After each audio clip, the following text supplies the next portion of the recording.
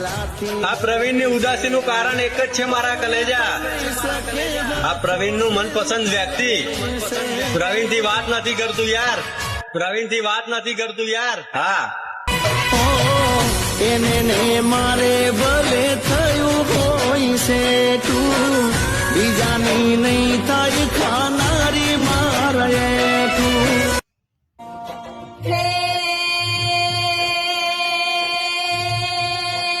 મજબૂરી હતી કે મજબૂરી હતી કે મરજી તમારી સાજણા,